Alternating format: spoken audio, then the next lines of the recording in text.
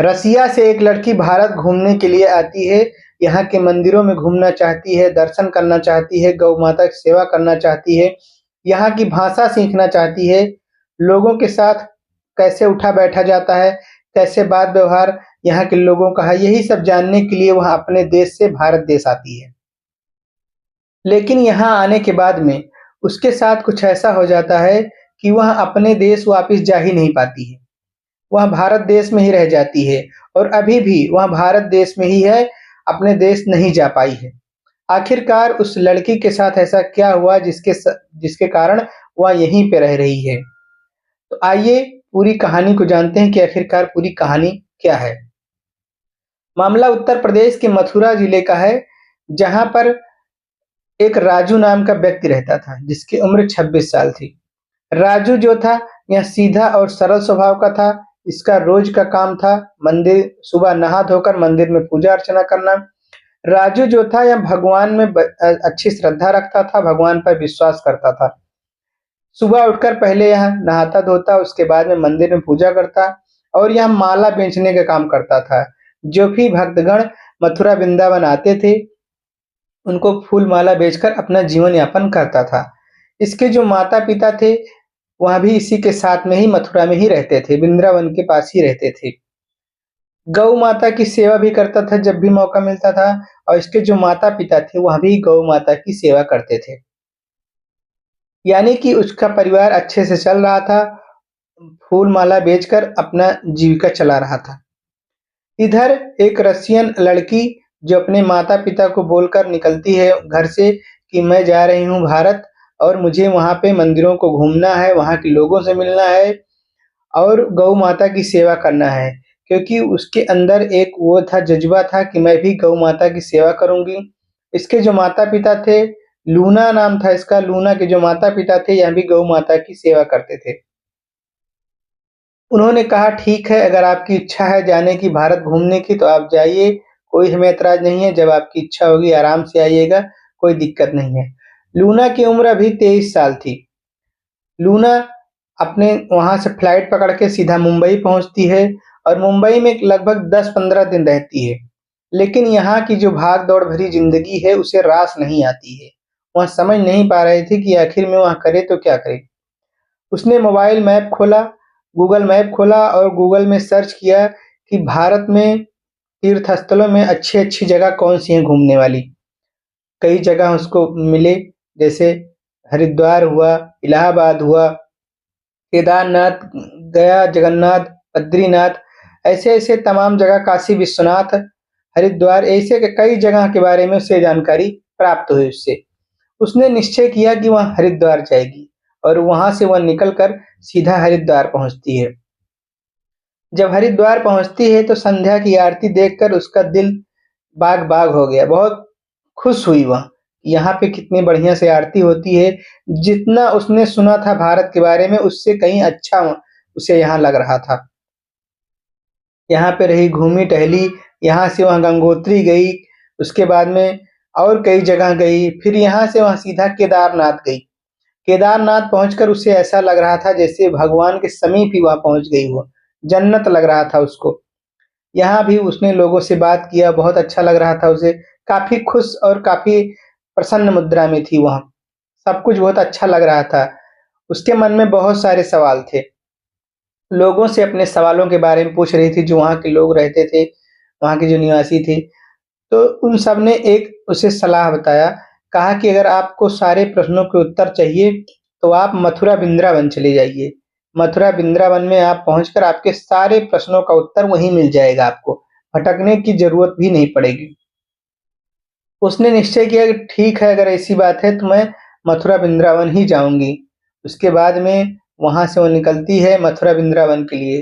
वृंदावन पहुँचने के बाद में उसने जैसा लोगों से सुना था उससे भी कहीं अच्छा वहाँ का दृश्य था। यहाँ के मंदिर जो थे उसके वो मंत्रमुग्ध हो गई। इस तरीके से वहाँ देखा उसने। काफ़ी प्रसन्नता महसूस कर रही थी, कितनी इतनी ज़्यादा खुश थी कि क्या बताऊँ मैं आप लोगों को। उसके अंदर का जो था वो जो उसने सोचा था कि मैं गौ माता की सेवा करूँगी, पूजा-पाठ करूँगी, इस सब उसने वहाँ पे शुरू कर दिया। गौ माता की सेवा करने लगी। उसके बाद मंदिरों में सुबह नहा धो के दर्शन करने लगी। वहाँ के लोगों से मिलती, कैसी बात व्यवहार है सब जानने की कोशिश करती। लेकिन जो हिंदी भाषा थी उसे थोड़ा-सा समझ में नहीं आ रहा था, इसलिए उसे काफ़ी कठिनाइयों का सामना करना पड़ता था। इधर जो राजू नाम का जो व्यक्ति था, यह धीरे-धीरे उस महिला को रोज़ देखता था और उससे बातें करने की कोशिश करता था कि इससे बात किया जाए कि आखिर में यह कहाँ से है। और ये तो पता था उसे कि यह विदेशी महिला है, लेकिन इसको ये नहीं पता था कि कहाँ की है। उससे बात करने की कोशिश करने लगा, धीरे-धीरे उससे बात होना शुरू हो गई। रोज़ कभी 10 मिनट, कभी 5 मिनट, कभी आधे घंटे उससे बात होने लगी। उस महिला ने लूना ने कहा कि मुझे जो है आप हिंदी सिखा दीजिए। राजू ने कहा ठीक है मैं आपको हिंदी सिखा देता हूँ, लेकिन इसके लिए आपको मेरे पास ही रहना होगा।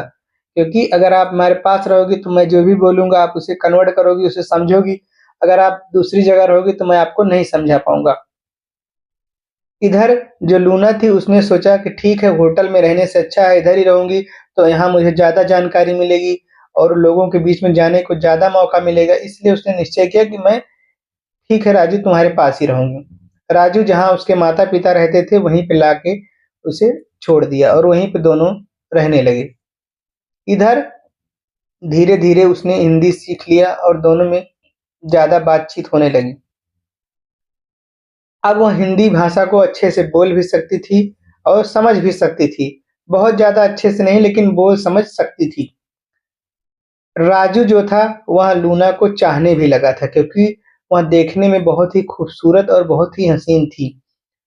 उसे चाहने लगा था। धीरे-धीरे करके एक दिन राजू ने उसे प्रपोज़ किया और कहा कि अगर आपको कोई दिक्कत ना हो तो मैं आपको पसंद करता हूँ और आपसे शादी करना चाहता हूँ। लूना यह बात सुनकर बहुत खुश हुई। उसने कहा कि मैं भी आपको बहुत पसंद करती हूँ और मैं भी शादी करना चाहती हूँ। यहाँ के रीति-रिवाज़ों के हिसाब से मैं भी शादी करना चाहती हूँ। राजू कहा कि आप अपने माता-पिता से पूछ लीजिए कोई इतराज़ ना हो, कोई दिक्कत ना हो तो। उसने कहा मेरे माता-पिता को कोई दिक्कत नहीं है, मैं शादी करने के लिए तैयार हूँ। फिर कुछ ही दिनों बाद उनकी शादी हो जाती है दोनों की और दोनों की जब शादी हो जाती है तो बहुत अच्छे से दोनों रहने लगते हैं। और यह खबर धीरे-धीरे मीडिया में फैलने लगी कि एक विदेशी महिला से एक भारतीय जो थे मथुरा का एक पंडित शादी किया है। लोग यहाँ पे आते हैं उनका इंटरव्यू लेने के लिए, पूछते कि तुमने कैसे क्या किया? इन सब के बारे में जानकारी जो थी वहाँ बताती है, अपना अनुभव शेयर करती है। और अभी वह भारत में ही है। जब लगभग 3 साल हो गए हैं इस शादी को उसके और अभी वह भारत में ही है। जब भी उसका कभी मन करता है अपने माता-पिता से मिलने को, तो वहाँ चली जाती है। रसिया अपने माता-पिता से मिलकर फिर वापस आ जाती है और अब वहाँ एक बच्चे को जन्म देने वाली है, जो राजू का ही बच्चा है और वहाँ काफ़ी खुश है। वहाँ भी राजू के साथ मिलकर फूल-माला बेचती है और लोगों को चंदन लगाती है। यही सब करके वह अपना जीवन यापन कर रहे हैं और काफ़ी खुश और काफ़ी प्रसन्न। एक इंटरव्यू में उसने बताया कि अभी तक उन दोनों में कोई झगड़े नहीं हुए हैं, जो कि पति-पत्नी में अक्सर देखे जाते हैं कि झगड़े हो जाते हैं। लेकिन राजू और लूना दोनों ने यह बात को स्वीकार किया और बताया कि हम दोनों में 3 साल लगभग ज़्यादा समय हो गया है, लेकिन अभी तक हम दोनों में कोई लड़ाई-झगड़ा नहीं हुआ है। तो इस कहानी को सुनकर आपको कैसा लगा?